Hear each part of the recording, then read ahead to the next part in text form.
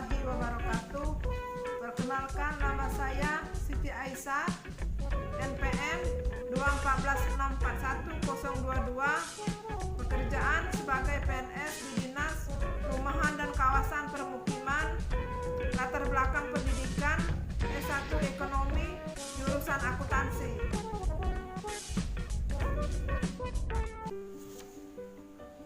Baiklah, saya akan mempresentasikan tentang organisasi Dinas Perumahan dan Kawasan Permukiman.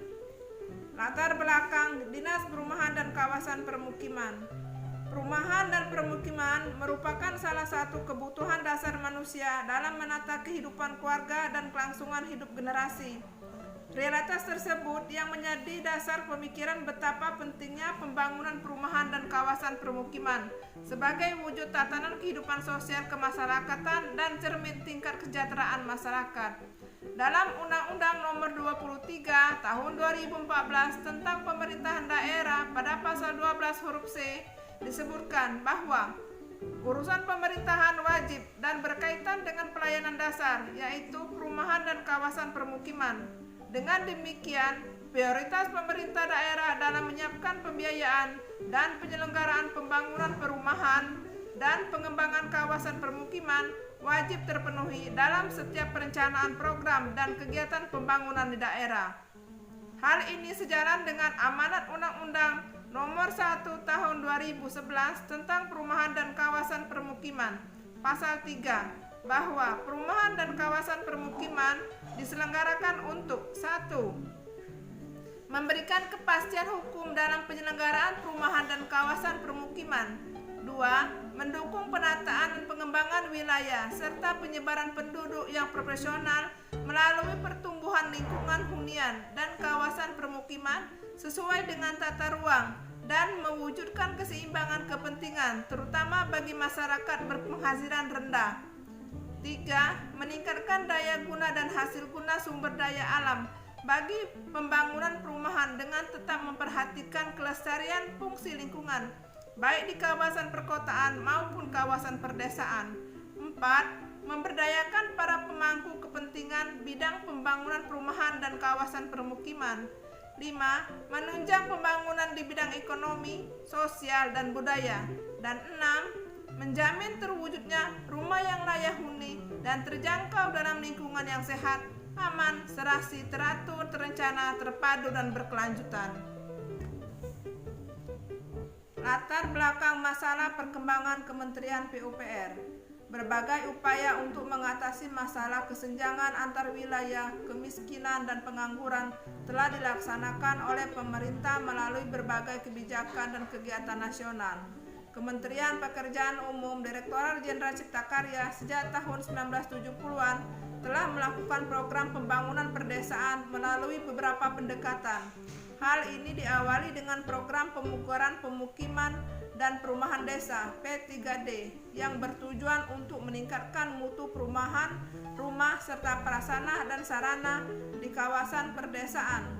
Dalam pelaksanaan P3D telah dikembangkan pendekatan tribina, bina manusia, bina lingkungan, dan bina usaha, dan mulai dilaksanakan metode melatih sambil mengerjakan yang sekarang dikenal dengan pemberdayaan masyarakat. Dari pendekatan P3D yang bersifat sektoral, perkembangan dengan pendekatan holistik dan berdimensi kawasan menjadi program pemugaran perumahan dan lingkungan desa secara terpadu P2LDT.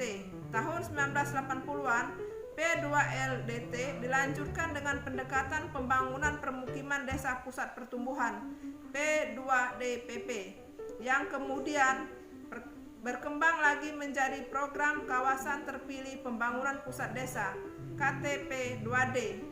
Pendekatan KTP2D bertujuan untuk mewujudkan kemandirian pembangunan perdesaan berdasarkan potensi unggulan di wilayah setempat. Program pengembangan kawasan agropolitan pada tahun 2002 mulai dilaksanakan bersama Kementerian Pertanian. Strategi yang digunakan adalah strategi mendorong kegiatan sektor pertanian dan sektor komplemennya di wilayah perdesaan. Seiring dengan pembentukan Kementerian Kelautan dan Perikanan Konsep ini juga dilaksanakan untuk program pengembangan kawasan Minapolitan yang berfokus pada potensi perikanan. Dalam rangka pengembangan ekonomi lokal dan perdesaan melalui pembangunan infrastruktur di kawasan transmigrasi, program Kota Terpadu Mandiri KTM dilaksanakan bersama Kementerian Tenaga Kerja dan Transmigrasi.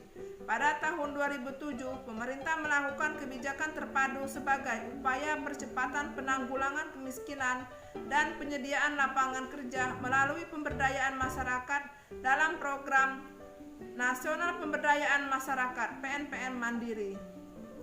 Dalam kegiatan PNPM Mandiri, Kementerian Pekerjaan Umum melaksanakan beberapa program, yaitu 1. PNPM Mandiri Perkotaan, 2. PNPM Mandiri Rural Infrastruktur Support, 3. Program Pembangunan Infrastruktur Perdesaan PPIP, serta PNPM Mandiri Pengembangan Infrastruktur Sosial Ekonomi Wilayah PNPM Pisau. 5.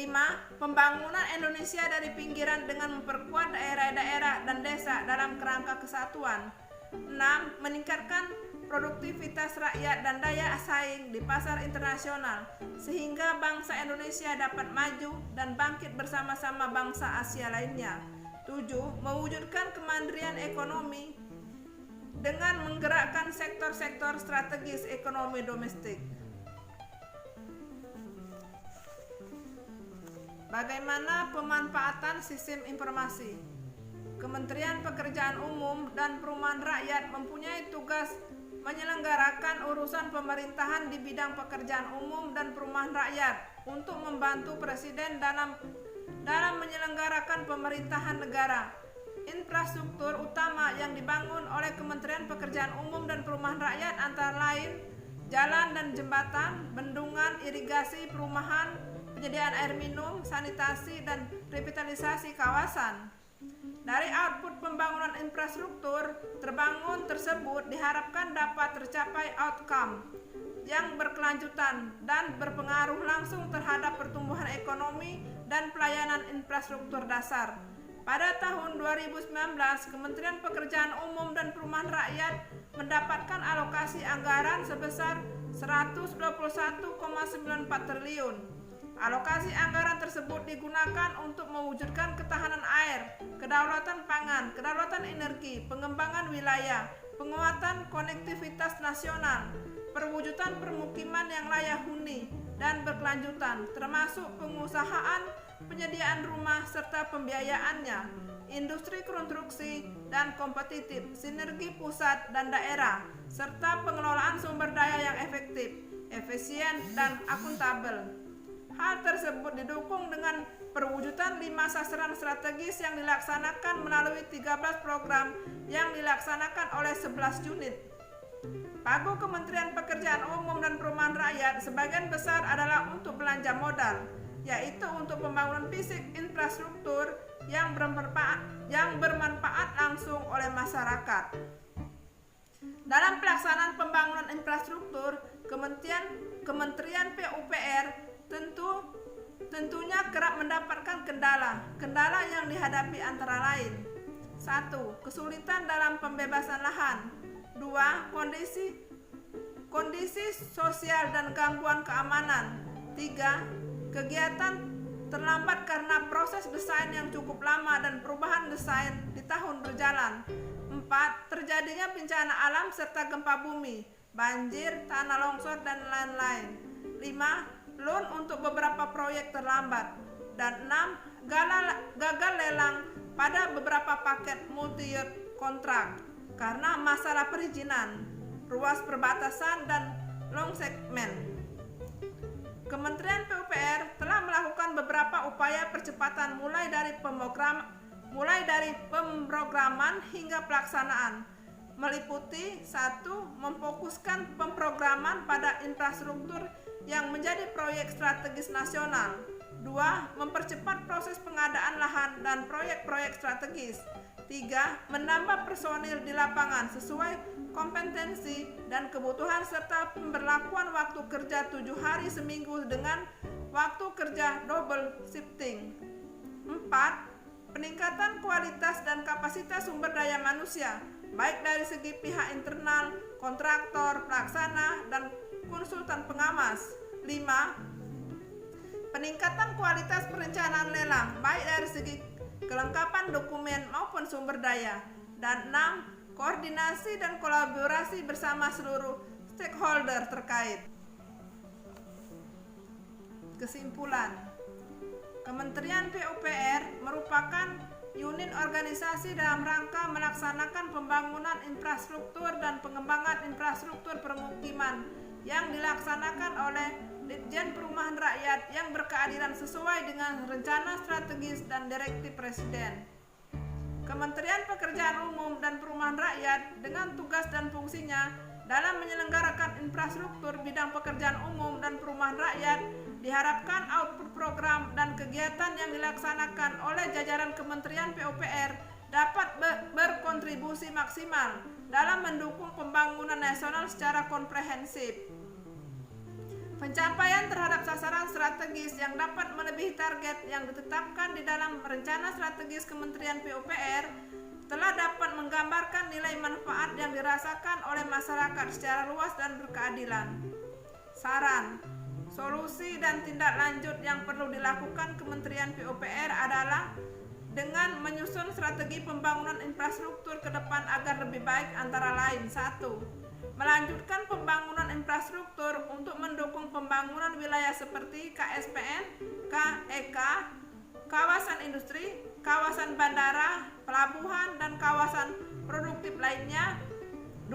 Peningkatan kompetensi SDM melalui sertifikasi tenaga kerja konstruksi dan program Link and Match yang mempertemukan industri jasa konstruksi dan dunia pendidikan. 3. Mengembangkan strategi pembiayaan alternatif melalui skema KPBU dan skema lainnya yang menarik bagi investor. 4. Memperkuat dan membuka peluang kerja bagi kontraktor nasional atau lokal dengan melakukan pembinaan melalui regulasi dan kebijakan pemaketan. 5. Meningkatkan penggunaan material dan peralatan produksi dalam negeri yang memberikan nilai tambah dalam setiap infrastruktur yang terbangun sehingga dapat mengurangi ketergantungan impor. 6.